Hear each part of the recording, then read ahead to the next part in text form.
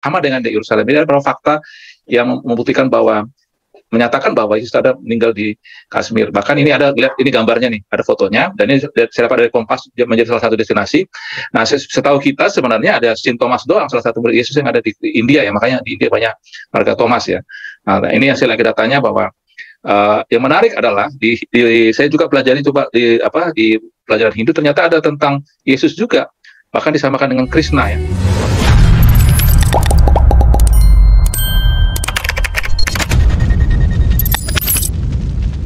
Ya, shalom saudara-saudara. Pada malam hari ini kita akan membahas satu tema tentang legenda kuburan Yesus di Kashmir. Jadi seperti tadi sudah diberikan dalam introduction kita, bahwa di Srinagar, khususnya di bagian negara yang sekarang ini disebut Pakistan, itu ada satu kuburan kuno yang diklaim oleh kelompok tertentu sebagai kuburan dari Hazrat Yus Asaf. Dan Yus Asaf itu kemudian diidentifikasi sebagai Yesus. Ya, ini tampak pada gambar yang sajikan, itu adalah kuburan dari Hazrat Yus Asaf Syed Nasiruddin. Jadi kuburan ini kemudian diklaim oleh saudara-saudara secara khusus dari teman-teman kita dari kelompok Ahmadiyah sebagai kuburan Yesus. Jadi kita tahu bahwa mazhab Ahmadiyah itu salah satu kelompok Islam yang didirikan oleh Hazrat Mirza Ghulam Ahmad dari India. Dan dia mula-mula sebagaimana umat Islam yang lain, beliau mengakui bahwa Yesus sampai hari ini masih ada di langit dan diangkat ke langit tanpa lewat proses kematian. Setelah Yesus itu diloloskan dari kayu salib oleh Tuhan sendiri. Tetapi pada akhirnya dia masih mengoreksi apa yang ditulis dalam buku sebelumnya tahun 1884, di mana pandangannya masih sejalan dengan mayoritas umat Islam dalam bukunya Barahin Ahmadiyah. Lalu pada tahun 1899 beliau mengkoreksi pandangannya dan memproklamirkan berdasarkan petunjuk yang diterimanya bahwa Nabi Isa itu telah wafat dan kuburannya ditemukan di India. Itu ditulis dalam buku dalam bahasa Urdu yang berjudul Ayamisur atau Kistino, yang ditulis kemudian tahun 1902. Jadi kaum Ahmadiyah itu mempercayai bahwa Isa itu adalah satu-satunya Imam Mahdi, sebagaimana dikatakan La Mahdiya ila Isa bin Maryam. Hanya sosok Isa ini tidak ditafsirkan sebagai Yesus historis yang pernah datang ke dunia, tetapi ditafsirkan dalam sosok Mirza Ghulam Ahmad yang datang dalam kuasa dan roh Nabi Isa, sebagaimana Yohanes Pembaptis itu datang sebagai sosok yang mewakili kehadiran Elia, sebagaimana dijanjikan dalam Alkitab Maliaki pasal 4 ayat 5. Nah, sejak saat itulah kemudian ini menjadi ciri khas dari pandangan sekte Ahmadiyah yang mengatakan bahwa Nabi Isa memang sudah wafat dan kemudian kemunculannya kembali pada akhir zaman itu hadir dalam pribadi atau karya dari Mirza Ghulam Ahmad. Tetapi sebagaimana sering dihebohkan di Indonesia, sebetulnya definisi tentang Khatamun Nabiyyin atau nabi terakhir itu kalau bagi orang Ahmadiyah itu bukan dalam makna yang sebagaimana sering dipahami oleh sebagian besar umat Islam, tetapi dimaknai sebagai materai kenabian. Jadi itu tidak menghalangi bahwa teks Nabi Muhammad sebagai Khatamun Nabiyyin tidak menghalangi munculnya sosok lain yang meneruskan syariah dari Nabi Muhammad. Dan itulah yang ditandai dengan sosok Isa pada akhir zaman, yang tugasnya salah satunya itu adalah mematahkan salib. Dan mematahkan salib itu diartikan sebagai menyudahi. Jadi sebetulnya menyudahi penyimpangan yang dituduhkan kepada orang Kristen yang telah menyimpangkan dari ajaran Nabi Isa yang sebenarnya.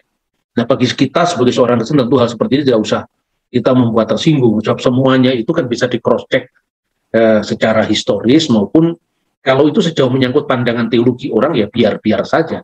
Tapi artinya sebagai seorang Kristiani kita mesti menunjukkan posisi kita. Bagaimana ketika iman Kristen itu disalahpahami. Jadi bagaimana sejarahnya Mirza Ghulam Ahmad itu menemukan kuburan dalam tanda kutip Yesus di Kashmir.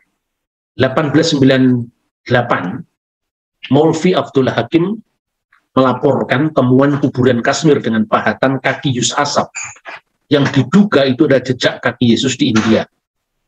1899, Mirza Ghulam Ahmad memasukkan temuan Maulvi Abdullah dalam bukunya Ras-i Hakikat, Rahasia Kebenaran, karena pemuatan temuannya dalam buku itu, Maulvi Abdullah Hakim meragukan kenabiannya dan menjadi pendakwah agama Baha'i. Mirza Ghulam Ahmad menulis buku yang sangat terkenal, judulnya Masih Hindustan Mein, Kristus di India, yang berisi pembuktian dalam versi Ahmadiyah tentu saja, yang katanya dari Alkitab, Al-Quran maupun kitab-kitab Buddhis dan legenda-legenda India untuk membuktikan teori hijrahnya Yesus pasca gagalnya penyaliban. Jadi sebetulnya kan teori bahwa Yesus tidak mati di salib itu kan tidak punya nilai sejarah. Karena sering saya katakan bahwa kita tidak boleh mengaburkan antara fakta sejarah dengan klaim teologis. 1000 kali orang meragukan bahwa Yesus tidak disalib, tapi orang lain yang diserupakan dengan dia, boleh-boleh saja. Tapi tanpa membaca Alkitab pun Yesus pasti disalib. Karena ada catatan-catatan sejarah yang sejaman.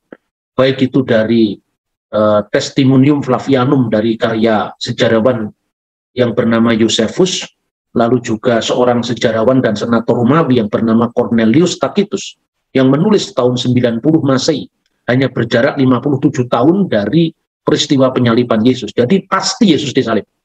Nah, ini kalau posisi kita sebagai seorang yang melihat segala sesuatu dari sudut pandang sejarah, bahwa kemudian ada tafsir Al-Quran yang kemudian membuka ruang untuk mengatakan Yesus tidak mati disalib, tapi orang lain yang diserupakan wajahnya seperti versi Islam kebanyakan, itu bukan ilmu sejarah. Itu adalah pandangan agama yang muncul ratusan tahun setelah peristiwa itu terjadi. Dengan demikian tentu ini tidak bisa dijadikan sebagai referensi sejarah. Karena harus saya katakan tanpa membaca Alkitab pun Yesus pasti disalib. Jadi penyaliban Yesus itu bukan keyakinan Kristen, tetapi itu adalah fakta sejarah. Nah, saudara-saudara, berangkat dari mungkin karena teks-teks Al-Quran sendiri memang tidak dengan jelas menunjukkan bagaimana akhir kehidupan Isa dalam Islam, maka kemudian muncullah teori tentang pengungsian Yesus ke India. Dan dalam versi teori ini bahwa Yesus itu memang benar-benar disalib, namun hanya pingsan atau mati suri, lalu turun dari salib dan hijrah ke India yang sekarang ini wilayah Pakistan. Nah, saudara-saudara, bahkan dalam salah satu buku Ahmadiyah yang saya kutip di PT ini, yaitu dari Masih Hindustan Mein, itu dijelaskan rutenya perjalanan Yesus ke India. Nah, tetapi ya itu tadi, itu kembali kepada soal fakta sejarah dan pembuktian. Dan ketika misalnya Al-Quran tidak dengan jelas menunjukkan bagaimana akhir kehidupan Al-Masih, karena dalam Al-Quran memang cuma dikatakan bahwa sesungguhnya mereka orang-orang Yahudi itu, dan di sini digunakan kata ganti diri jamak ya, wa qaulihim, dan kata-kata mereka, sesungguhnya kami telah membunuh Al-Masih Isa putra Maryam, Rasul Allah. Kira-kira seperti itu. Lalu Quran memberikan klarifikasi, wa ma qataluhu wa ma sulabuhu walakin subihalahum. Padahal mereka tidak membunuhnya, tidak pula menyalibnya, melainkan yang disamarkan bagi mereka. Nah, ungkapan walakin subihalahum itu memang menimbulkan berbagai macam versi. Dan saya kira versi itu kita tidak usah masuk ke sana karena itu bukan keyakinan kita. Kalau sikap saya jelas bahwa 1000 kali orang meragukan Yesus tidak disalib itu bukan sejarah. Karena itu adalah wacana teologis ya, dan teologi itu tentu keyakinan. Bagi seorang Muslim Quran itu wahyu, yaitu tidak boleh kita ganggukan. Tapi bagi orang Hindu Quran bukan wahyu. Bagi orang Kristen Quran bukan wahyu. Justru itu tersedia ruang bagaimana kita saling menghormati dan tidak saling memaksakan klaim. Termasuk ketika saudara-saudara kita orang Ahmadiyah menafsirkan bahwa sesungguhnya kedatangan Isa yang kedua kali itu adalah untuk menghancurkan salib, karena putra Maryam akan menjadi hakim yang adil. Jadi di situ digambarkan bahwa Nabi Muhammad itu bersumpah, waladzi nafsi biyadihi, sesungguhnya aku bersumpah demi dia yang diriku ada dalam genggaman tangannya, sungguh telah dekat atau tiada lama lagi turun putra Maryam menjadi hakim yang adil. Jadi Ibnu Maryam itu menjadi hakaman muksidon fayak siras salib, dan akan menghancurkan salib, membunuh babi, membebaskan jizah, dan harta benda melimpah ruah, sehingga tidak ada seorang pun yang mau menerimanya. Nah, ungkapan menghancurkan salib itu dalam tafsiran Ahmadiyah adalah membuka kepalsuan iman Kristen. Nah, tentu itu adalah perspektif Ahmadiyah. Kalau saya sebagai seorang Kristen ditanya, yang mana palsunya? Jelas bahwa iman Kristen itu bukan sekedar klaim teologis, pandangan sepihak, tapi ketika kita memproklamirkan bahwa yang telah menderita di bawah pemerintahan Pontius Pilatus itu ada dokumennya. Dokumen di luar Injil pun mengatakan seperti itu. Nah, saya kira, maka saya katakan tanpa membaca Injil pun pasti Yesus disalib. Nah, saudara-saudara, lalu berdasarkan, tentu karena Quran sendiri tidak secara jelas apakah Yesus itu disalib, diserupakan, atau disalib tapi tidak sampai mati seperti tafsiran Ahmadiyah, atau dia diserupakan dengan orang lain yang diserupakan itu Yudas atau Simon Kirene atau Simon Petrus, itu kan banyak versinya. Nah, oleh karena itu salah satu versi yang diikuti Ahmadiyah ini kemudian melahirkan pencarian dalam pengertian untuk meneguhkan asumsi teologis. Maka kemudian dibaca banyak literatur Hindu, antara lain Bhavisya Purana, di mana katanya di sana ada klaim bahwa Isa Masiha itu telah lolos dari Israel, kemudian dia pergi ke India untuk belajar belajar Weda, dan kemudian setelah genap ilmunya kemudian dia kembali ke Israel dan seterusnya. Dan memang ada teks yang oleh kelompok-kelompok tertentu, saya kira bukan hanya Ahmadiyah, itu Pak Anand Krishna dan sebagainya juga mengutip teks itu. Tetapi seharusnya kita harus meneliti teks itu sendiri, apakah teks itu benar-benar berbicara tentang Isa sebagai Yesus atau Isa yang mana. Dalam teks ini kan dikatakan, kira-kira kalau diterjemahkan itu begini. Inilah teks yang ditafsir sebagai bukti hijrahnya Yesus ke India. Pada suatu hari, Saliwahin Raja Syaka pergi ke Himalaya. Di sana di Tanah Hun, sang Maharaja melihat seorang duduk di atas bukit. Dia kelihatan sangat simpatik, kulitnya putih, dan baju yang dipakainya juga putih. Sang Raja bertanya kepada orang suci itu, lalu dijawabnya, aku ditentukan sebagai Isa putra Dewa Siwa, yang dilahirkan oleh seorang wanita pewarta dharma kepada orang-orang Mleka, non-Arya, dan seorang pencari kebenaran sejati. Inilah makna aslinya. Jadi di sini dikatakan aku sebagai putra Isa dan bukan Isa. Karena dalam teks aslinya, dalam bahasa Sanskerta, itu adalah Isa putram camam vidi kumari garba. Jadi aku ditentukan sebagai putra Isa. Dan Isa itu bukan Yesus di sini. Kalau saudara-saudara membaca dalam literatur India, misalnya Isha Upanishad, yang disebut Isa itu Dewa Siwa. Jadi di sini sebetulnya miripnya kata Isa dengan Isa dalam bahasa Arab. Isa itu kan Ain, kemudian Yasin Isa. Dalam bahasa Sanskerta tidak ada Isa, yang ada Isha. Jadi pakai, kalau bahasa Arab itu mungkin lebih tepat ditulis dengan huruf short ya, Isha. Jadi Isha itu sebetulnya Iswara. Dan Iswara itu adalah gelarnya Dewa Siwa. Jadi kalau gara-gara ada kemiripan kata Isa kemudian diklaim sebagai Nabi Isa, tentu itu bukan klaim historis, yaitu jauh panggang dari api. Saya pernah buat guyonan seperti ini. Kan sekarang ini banyak orang-orang aneh yang menafsirkan Borobudur katanya peninggalan Nabi Sulaiman. Itu benar-benar menurut saya orang main-main atau memang tidak ngerti ya. Jelas Borobudur itu dibangun pada abad 8. Ya, pada zaman kerajaan Sanjaya Sailendra di Jawa Tengah. Itu berbicara tentang memang sebuah kuil Buddhis yang besar ya. Sementara Sulaiman itu diklaim sebagai Salomo, dan nama Sulaiman itu kan nama Arab kan. Zaman Raja Israel kuno itu nggak ada kata Sulaiman, itu nggak ada. Yang ada Shlomo. Nah, Shlomo itu adalah Raja Israel kuno yang hidup pada abad 9 sebelum Masehi. Nggak usahlah kita baca-baca kitab agama, kalendernya aja ditemukan. Di zaman Raja Salomo itu kan ada kalender Geser, tertulis dalam bahasa Ibrani dengan huruf Paleo Hebrew yang dipakai sejaman dengan Raja Salomo. Kenapa kita harus percaya dengan sebuah klaim pewahyuan yang itu muncul ratusan bahkan ribuan tahun setelah peristiwa? Jadi kadang-kadang orang beragama itu aneh ya, kalau sudah bicara tentang percaya tentang kitab suci itu sudah kemudian segala macam penelitian historis itu sudah stop. Orang tidak sadar bahwa ketika Borobudur diklaim sebagai buatan Nabi Sulaiman dan kemudian Baka itu ditafsirkan sebagai Bilqis, orang lupa bahwa kira-kira zaman Salomo itu bahasa yang dipakai bahasa apa. Kan gitu kan mestinya kan. Jadi kalau saya belajar sejarah ya bagi saya percaya kitab suci pun itu tentu bukan sesuatu yang saya pandang itu jatuh dari langit. Apalagi kompleksitas bahasa. Jadi tidak ada hubungan antara Kabupaten Sleman dengan Nabi Sulaiman, itu terlalu jauh, seperti miripnya kata Naruto sama Naruto. Kenapa disebut Sleman di Jogja? Itu kan karena ada seorang tokoh Bugis yang namanya Sulaiman pada kerajaan Yogyakarta Hadiningrat, tidak ada kaitannya dengan Nabi Sulaiman. Begitu juga ketika pemanfaatan literatur Hindu Bhavisya Purana, itu disebutkan bukan aku ini Isa, tapi aku ini putra Isa.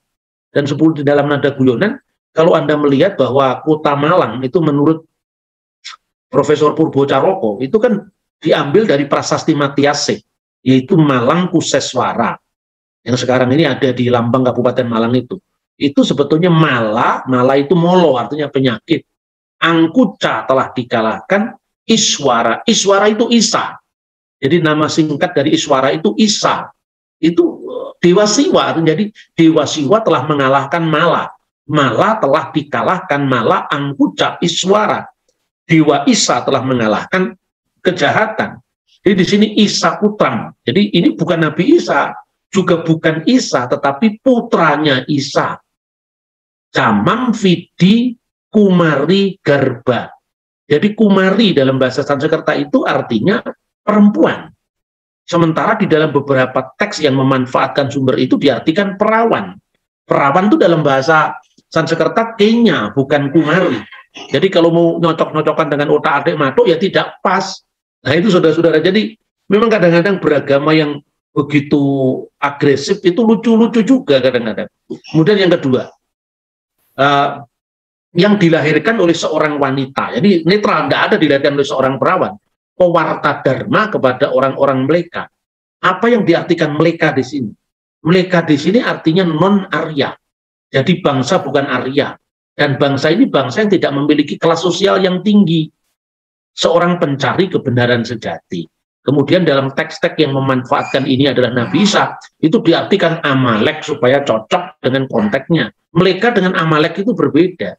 Raja itu bertanya, apakah dharma yang dianutnya? Jawab orang bijak, wahai Maharaja, aku datang untuk menyeru kebenaran dari negeri Meleka. Meleka itu negeri non-Arya, bukan Amalek. Ketika di sana kebenaran tidak bisa bertahan lama dan kejahatan merajalela. Dan dewi yang liar, yang namanya Dasu, yaitu Ihamasi, telah mewujudkan dirinya dalam sosok yang menggentarkan. Perhatikan, di sini tidak ada kata Isa Masiha, tapi yang ada Ihamasi. Bukan Isa Masiha, tapi Ihamasi. Ihamasi itu ya merujuk kepada sosok yang menggentarkan, yang dikaitkan dengan dewi liar, yang namanya Dasu. Jadi ini teks aslinya bisa dibaca ya. Jadi artinya Ihamasi Cadasunan Pradur Buta Bayam Kari. Jadi di sini jelas tidak ada Isa Masiha, yang ada Ihamasi. Bahkan di dalam seloka terakhir itu disebutkan 31 ya, Ihamasiya iti camama nama pratis hitam. Jadi Ihamasiya bukan Isa Masiha. Nah, itulah yang sebetulnya disebut dalam bukunya Pak Anand Krishna. Itu menurut saya kira tidak teliti dalam membaca teks. Jadi Ihamasiha dibaca Isa Masiha, kemudian Kumari Garba, lahir dari Garba seorang perempuan, ditafsirkan dari seorang perawan, ini tidak ada kaitannya. Kemudian teks ini bicara tentang putranya Isa, artinya putranya Siwa, bukan Nabi Isa. Jadi kadang-kadang memang menarik ya, apa namanya, memang mirip sekali antara kata Naruto dengan Naruto, tapi tidak ada kaitannya. Jelas Naruto itu orang Mojokerto misalnya, Naruto orang Jepang, tapi mirip kalau di otak-atiknya menarik sekali, tapi ini tidak bernilai sejarah. Nah kemudian Anda bisa lihat, inilah mereka-mereka yang kemudian memanfaatkan teks ini untuk kepentingan teori bahwa Yesus pergi ke India. Bahkan pada seluka ini, pada angka 23, itu diterjemahkan. Dia menjawab dengan lemah lembut, saya dikenal sebagai anak Tuhan. Nah, mana yang diterjemahkan Tuhan? Yang diterjemahkan Tuhan kan Isa. Berarti kalau secara harafiah, saya dikenal sebagai anaknya Isa. Bukan Nabi Isa. Kalau Isa diartikan Isa ini Dewa Siwa, artinya Isa. Makanya ada Isa Upanishad yang lahir dari seorang perawan, itu terjemahan keliru. Yang lahir dari seorang perempuan, artinya bahwa putra Dewa Siwa ini terlahir sebagai manusia biasa di dunia. Saya mengajarkan agama kepada bangsa Amalek lah. Ini dikait-kaitkan dengan Alkitab, padahal mereka itu artinya bangsa non-Arya. Nah kadang-kadang ya tulisan-tulisan online itu kan tidak cross-check sumber aslinya langsung. Ya, saya muncul di negeri bangsa Amalek sebagai Masih. Nah Amalek itu kan perjalanan Eksodus. Juga kalau dikaitkan dengan Israel pun juga bukan, karena Amalek itu perjalanan ketika bangsa Israel pindah Eksodus dari tanah Mesir ke tanah perjanjian. Nah, kemudian yang lebih lucu lagi, Tuhan pusatnya matahari dan segala makhluk, Tuhan besertakan makhluk akan abadi. Ini benar-benar dipaksakan seolah-olah teks Kristen. Padahal teks ini tidak ada kaitannya dengan teks Kristen. Coba ayat 28. Dengan keadilan, kebenaran, pemusatan pikiran, meditasi, manusia harus menyembah dalam cahaya Dewa Surya yang terang benderang. Teks aslinya Surya Mandala. Kemudian di terjemahan Hindu itu diterjemahkan dengan pusatnya matahari. Mana kata pusatnya matahari? Ini Surya Mandala. Jadi surya yang terang benderang. Tuhan ia sendiri adalah wujud yang tidak bergerak. Laksana matahari, pada akhirnya semua makhluk dibawa kembali ke dalam dirinya. Ini konsep panteisme, bahwa segala sesuatu itu adalah Tuhan. Mirip dengan manunggaling kawula Gusti dalam perspektif Jawa. Makanya mendekati Sang Aku yang disebut Ingsun, ya, artinya jagat alit mikrokosmos itu akan lebur dalam makrokosmos, itu lewat semedi. Ya, karena semedi itu kosakata Hindu Buddha, Surya Mandala kosakata Hindu Buddha, begitu juga Iha Masya, Dewi Dasu, Isa Putram, itu tidak ada sama sekali sangkut pautnya dengan kekristenan, apalagi dikaitkan Yesus pergi ke India. Nah ini yang bisa Anda lihat misalnya dari teks yang disebut Isa Upanishad. Ya, kemudian inilah kita bisa melihat sendiri langsung sumbernya ya. Dengan tugas suci ini Bhavishya Purana, wahai Baginda, wujudku sebagai Masya akan hilang, dan citra Dewa Siwa yang maha bahagia akan tinggal dalam hatiku yang namanya ditetapkan sebagai Iha Masya. Iha Masya artinya pemuja dan pengikut Dewi Masih. Tidak ada Isa Al-Masih di sini. Gitu ya. Kemudian, jadi ini jelas bukan Isa Al-Masih. Kemudian bagaimana sih munculnya ungkapan atau istilah Yus Asaf yang dikaitkan dengan Yesus Sang Pengembara? Jadi ini juga pasti Yus Asaf ini bukan Yesus Kristus. Perhatikan, secara filologis, kata Yus Asaf dapat dengan mudah dibuktikan dengan jelas merupakan Arabisasi dari Bodhisattva dalam bahasa Arab. Jadi pada abad ke-10 itu pada masa dinasti Abbasiyah, banyak sekali kisah-kisah kearifan India yang masuk ke vocabulary Arab melalui proyek besar-besaran penerjemahan karya Yunani, karya India ke dalam bahasa Arab. Khususnya pada masa Khalifah Al-Ma'mun, ketika beliau mendirikan sebuah lembaga yang namanya Baitul Hikmah, artinya House of Wisdom. Dan lembaga ini memang dibentuk oleh Khalifah Al-Ma'mun, dan itu diketuai oleh seorang Kristen Syria yang bernama Hunain bin Ishaq. Lalu termasuk ketika proyek besar-besaran penerjemahan karya-karya Yunani, bersamaan itu juga banyak kisah-kisah kearifan India yang diterjemahkan dalam bahasa Arab. Nah salah satunya bodhisattva dalam Buddhisme itu diterjemahkan dalam bahasa Arab Buddhasaf dengan huruf ba, wawu, zal, alif, sin, dan fa. Buddhasaf. Lalu aksara ba, karena tulisan tangan itu kan gampang berubah ya, huruf ba dengan huruf ya itu kadang-kadang kalau tintanya delever itu kemudian berubah. Buddhasaf karena huruf ba-nya itu berubah dengan ya menjadi yuddasaf. Sementara ba begitu mudah tertukar dengan ya, zal sangat gampang tertukar dengan za. Jadi hurufnya kalau zal seperti tertulis itu, kalau za itu melebar ke bawah.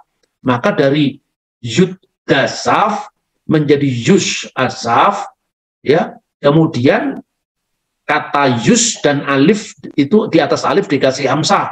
Jadi yus asaf. Jadi yud huruf dal tadi menjadi za. Jadi yud menjadi yus ketika huruf alif di atasnya dikasih hamzah dan dipisah menjadi yus asaf. Jadi yus asaf itu arabisasi dari bahasa Sanskerta bodhisattva dan itu gelarnya Sang Buddha. Nah, kemudian perhatikan kisah tentang hari-hari terakhir Sang Buddha. Jadi yang saya gambarkan ini adalah patungnya Buddha di Mojokerto ya. Kemudian ini versi mereka yang memanfaatkan Yesus pergi ke India itu menggunakan literatur Buddha untuk mendukung kesimpulannya. Tapi perhatikan ya, ini teks yang saya kutip apa adanya dari Sang Buddha hingga Yus Asaf. Ini aslinya hari-hari terakhir Sang Buddha. Coba perhatikan, terjemahan ini nanti beda dengan aslinya yang dimiliki oleh umat Buddha sendiri. Kemudian setelah menjelajahi banyak tempat, Yus Asaf tiba pada suatu daerah yang bernama Kashmir.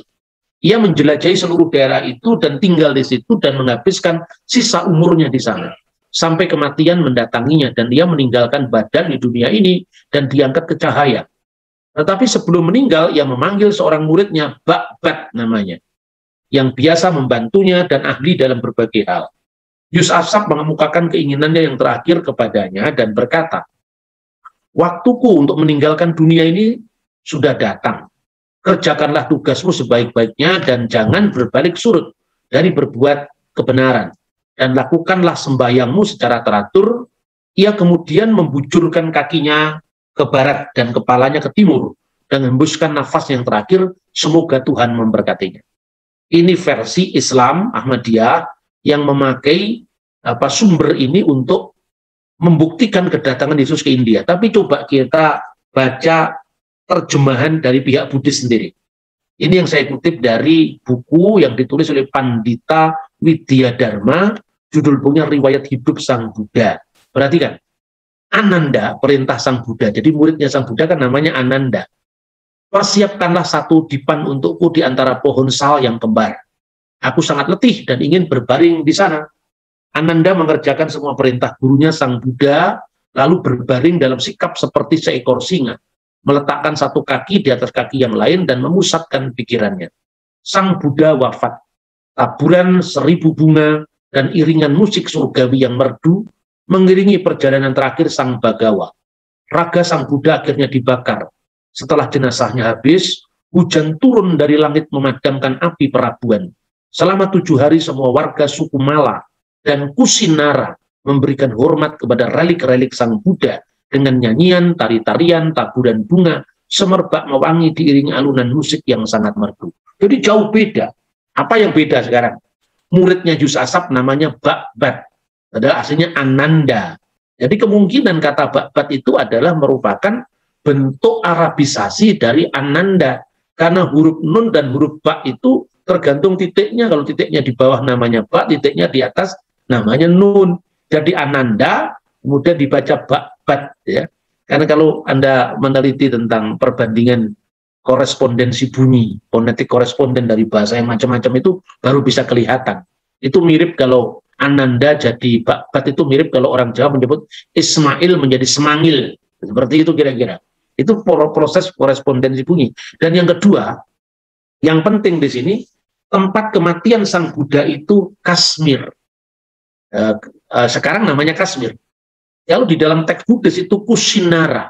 Jadi rupanya Kusinara itu di dalam dialek di India, jadi kan dialek utara, dialek barat, rupanya seringkali huruf A di belakang itu hilang. Jadi kusinara menjadi kusinar.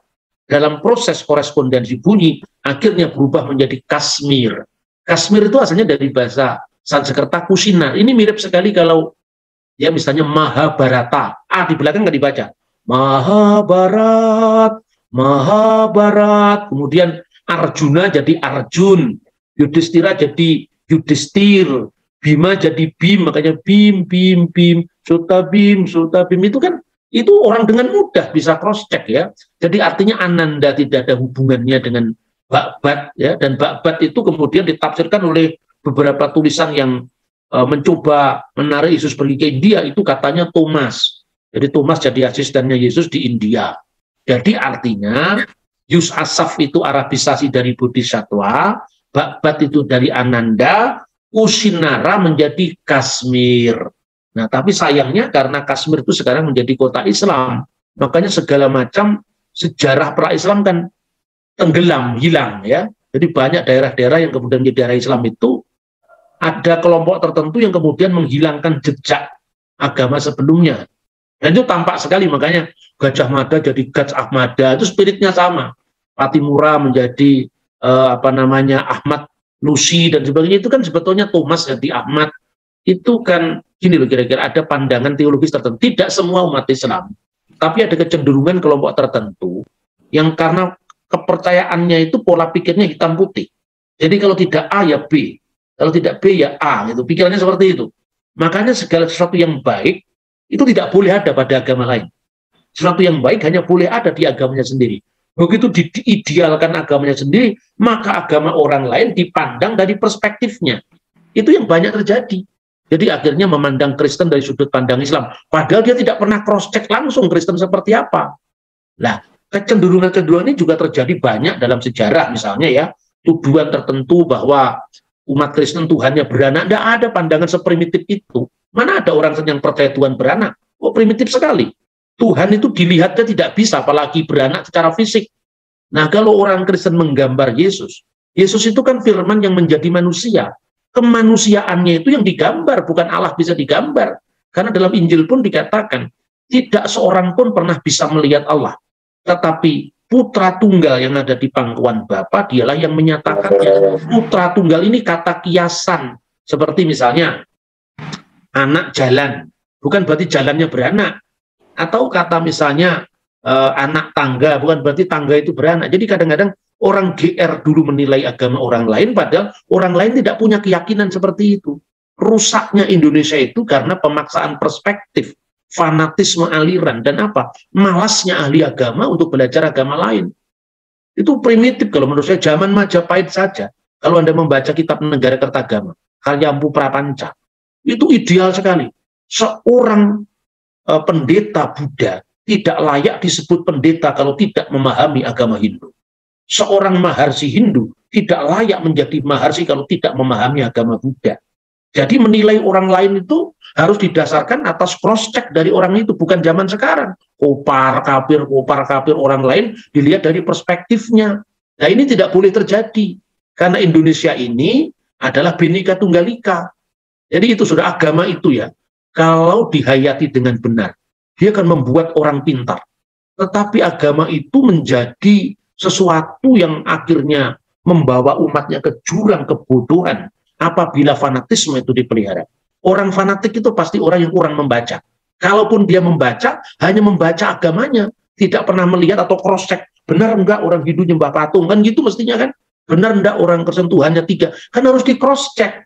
Nah, itu yang terjadi. Makanya ya itulah kejadian-kejadian yang sering merusak negeri kita seperti itu. Kemudian segala sesuatu yang menyebut nama Siwa dengan Isa itu jelas bukan Yesus. Jadi contoh ini misalnya, ini oleh kelompok tertentu yang diklaim sebagai bukti bahwa Yesus pernah pergi ke India. Kuil Hindu yang namanya Sankaracarya itu diklaim pernah dikunjungi oleh Yesus. Coba perhatikan. Di dalam kuil Hindu yang tidak ada kaitannya dengan Yesus, tapi karena ada kata Isa dikaitkan dengan Yesus. Padahal Isa di situ adalah Iswara, nggak ada kaitannya dengan Yesus. Kemudian inskripsi Tahta Sulaiman yang diklaim katanya membuktikan kunjungan Yesus ke India.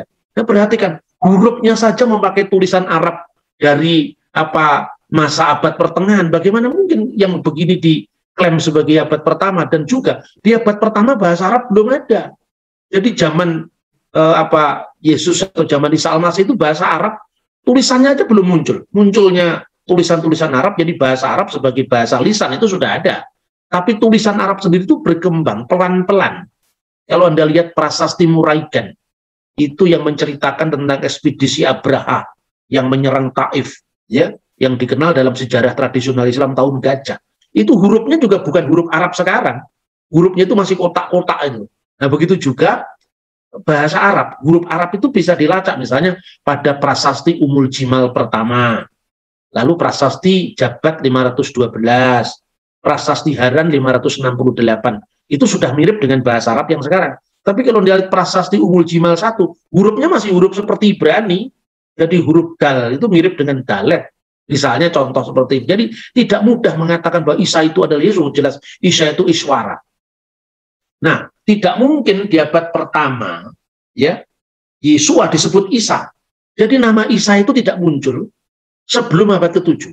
Prasasti pertama yang menyebut nama Isa itu baru muncul tahun 571 di sebuah biara yang ditemukan di Syria namanya Isania, yaitu para pengikut Isa, maksudnya Yesus.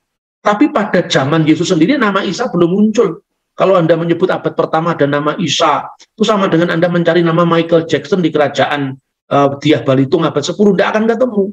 Nah, kemudian kita bisa melihat ya, nama Isa itu merupakan fonetik koresponden dari bahasa Aramaik Isa, Iso, Isoa.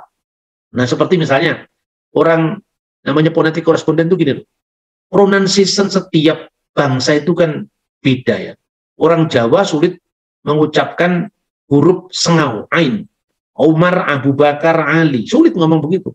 Abu Bakar, Utsman, Umar, Ngusman, Ngali. Sementara Abu Bakar yang ditulis dengan alif, kadang-kadang dibaca Ngabu Bakar. Kenapa? Karena huruf Jawa tidak mengenal huruf A yang ada H, Hono, Coroko. Maka Abu Bakar jadi Ngabu Bakar. Adi jadi Hadi misalnya itu. Itu bisa dilacak dari konteks itu. Sementara Shin itu sering berubah dari bahasa Ibrani menjadi bahasa Arab Shin. Misalnya Yehoshua, ya, Sefer Yehoshua. Dalam bahasa Arab, Alkitab baca terjemahkan Sifru Yasua. Jadi Shin-nya menjadi Sin. Begitu juga Shalom, Shin, Lamed, Vav, Mim. Ya, Shalom. Kemudian O panjang dalam bahasa Ibrani, leksionis matris. O itu menjadi bahasa Arab A, misalnya salam. Maka dalam bahasa Ibrani Shalom menjadi bahasa Arab salam. Shin-nya menjadi sin, setelah lam itu ada alif. Jadi salam. Shalom alaikum bahasa Ibrani menjadi assalamualaikum. Gitu. Jadi seperti itu maka kata Yesua menjadi Iswa, menjadi Isa. Tapi di zaman abad pertama belum ada nama itu. Nama itu muncul karena korespondensi sejak kira-kira abad 6, abad ke-7. Nah, sudah jelas ya. Jadi mengidentifikasi Yesus pergi ke India itu bukan hanya seperti orang nyusun komik, itu enggak, harus ada bukti sejarah, bukti arkeologi, pelacakan filologi dan sebagainya. Makanya saya gambarkan ini Malangkuseswara, Mala itu kejahatan, Angkuca dikalahkan, Iswara itu Tuhan Sang Pencipta, Is itu artinya yang berkuasa, Isa itu artinya Lord, Master. Itulah konsep personal God yang merujuk kepada Dewa Siwa yang dalam Hindu disebut Iswara, artinya Dewa Pralina, Dewa pendaur ulang semesta. Jadi ketika ada kata Isa pada kata Kuseswara, pada kata Malang, kota Malang, bukan berarti Yesus pernah mengunjungi kota Malang dan in the coast di Dinoyo, bukan seperti itu. Meskipun karena itu mirip katanya tapi tidak ada hubungannya. Nah, ini contoh penggunaan kata Isa dalam kitab Hindu, yaitu Isa Upanishad. Dalam salah satu buku itu, karena digabung Isa dengan Upanishad, jadi Iso Upanishad. Itu loh gambarannya. Di atas kepalanya itu ada ular, nah, kemudian memegang gada di tangan kanannya. Itulah gambaran tentang Dewa Isa. Maka ada muncul Isa Upanishad. Sosok Iswara tidak ada hubungannya dengan Isa, Yesus, tapi Dewa pelebur dunia atau pendaur ulang. Jadi orang juga salah paham dengan ajaran Hindu. dipikir katanya Siwa itu dewa perusak. Tidak ada itu dalam konsep Hindu, dewa perusak. Saya bukan orang Hindu, tapi ketika agama Hindu kemudian disalahpahami, diserang, diejek, saya harus bela dong. Orang harus menyatakan bahwa saya berbeda dengan Hindu, tapi nggak boleh kita kemudian memfitnah agama Hindu dengan keterbatasan akal pikiran kita. Nah, ini contoh ya, di mana kata Iswara itu diartikan memang dewa Siwa. Kemudian, salah satu contoh bagaimana isinya Bhavisya Purana Sloka 1. Jadi misalnya, Sloka 1, dari Isa Purana. Semua nama Is, ya, itu merujuk pada Iswara. Satu contoh misalnya. Aismukam, tempat suci Iswara. Kemudian ditafsirkan oleh orang yang percaya Yesus ke India. Aismukam, tempat suci Nabi Isa. Lalu contoh lagi misalnya dari Isa Purana. Sloka pertama ya. Semua yang ada diliputi oleh Isa, maksudnya di sini Siwa. Dia ada di mana-mana, di setiap yang kita temui. Karena itu lepaskanlah apa yang tidak nyata dan nikmatilah yang nyata. Jangan pernah iri hati terhadap apa yang menjadi milik orang lain. Isa Fasyam Idam Sarwam. Jadi Isa di sini maksudnya itu Siwa, tidak dikaitkan dengan Nabi Isa. Kemudian semua ungkapan nama yang dikaitkan dengan Zeus itu juga bukan Yesus, tetapi itu perubahan dari bodhisattva. Jadi misalnya kalau ada nama, misalnya Yusmar, Yusmarga itu padang rumput bodhisattva, bukan padang rumput Yesus. Karena itu proses arabisasi, seperti kata Ismukam, Ispura, Isakil.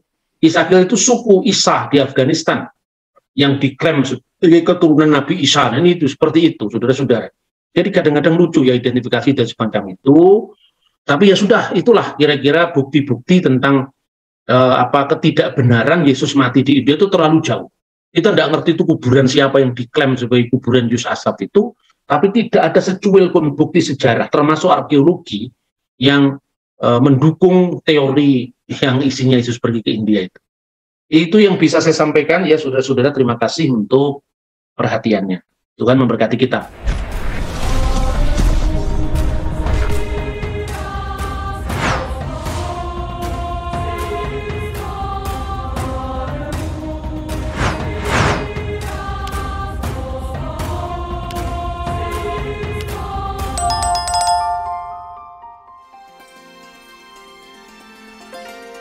I believe in God the Father Almighty, maker of heaven and earth. I believe in Jesus Christ, His only Son, our Lord, who was conceived by the Holy Spirit and born of the Virgin Mary. He suffered under Pontius Pilate, was crucified, died, and was buried. He descended into hell. The third day he rose again from the dead. He ascended into heaven, and is seated at the right hand of God the Father Almighty. From there he will come to judge the living and the dead. I believe in the Holy Spirit, The Holy Catholic Church, the communion of saints, the forgiveness of sins, the resurrection of the body, and the life everlasting. Amen.